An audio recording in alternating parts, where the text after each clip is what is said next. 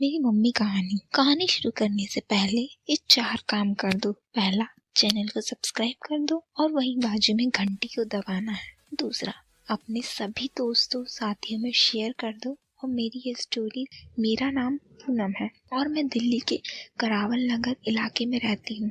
हमारा इलाका थोड़ा पिछड़ा हुआ था, जहाँ लड़कियों की जल्दी शादी हो जाती थी। मुझे वो सब करने में कोई खास रुचि नहीं थी। मेरी शादी गाजियाबाद में एक अच्छे परिवार में हुई। मेरी उम्र तब 18 साल की थी। मेरे पति 3 भाई थे और हम सब एक ही घर में रहते थे। सास तो बहुत पहले खत्म हो चुकी थी और ससुर जी बैंक से रिटायर थे। वे अपना ज्यादातर समय पूजा पाठ में बिताते थे। बहुत खुश थी क्योंकि सहेलियों ने बताया था कि बहुत मजा आता है। अब वो रोज करते और मैं ये सोचती कि सब बोलती थी कि बहुत मजा आता है, पर मुझे तो कभी करने का अपनी तरफ से मन ही नहीं किया। मैं तो ये सोचती थी कि रोज क्यों ना खुद सोते हैं और ना सोने देते हैं, फालतू में गीला कर देते हैं। फिर एक दिन मेरी ननद छाया मेरे घर आई। मुझे छाया पर बहुत गुस्सा आता था।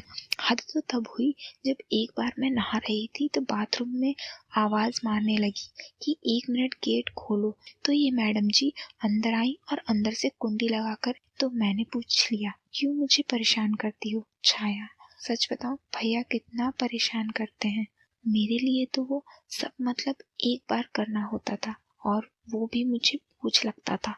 तो मैंने बता दिया कि बहुत परेशान करते हैं। पहले तो वो खुश थी कि रोज करते हैं, पर जब उसे पता चला कि रोज सिर्फ एक बार और वो भी 2-3 मिनट के लिए, तो वो समझ गई कि मुझे वो सब के बारे में ज्यादा कुछ नहीं पता। छाया भाभी, पर छाया के दिमाग में तो कुछ और ही था। वो बिल्कुल खुल चुकी और दिल में रो रही थी, पर ससुराल था और न चाहते हुए भी ननद की बात माननी पड़ रही थी। मेरा दिमाग काम नहीं कर रहा था। आज मुझे समझ आया कि आपको वो सब करने से नफरत क्यों है। मेरी मासूम भाभी बाहर ही बात करेंगे क्योंकि छोटे भैया को भी काम पर जाना है और हमें बहुत ज्यादा देर हो गई है। छाया ने बात काटते हुए कहा, जो सही भी था। और जैसे ही वह गेट खोला, बड़े भैया मतलब तेरे बड़े चाचा सामने खड़े थे और नहाने का इंतजार कर रहे थे।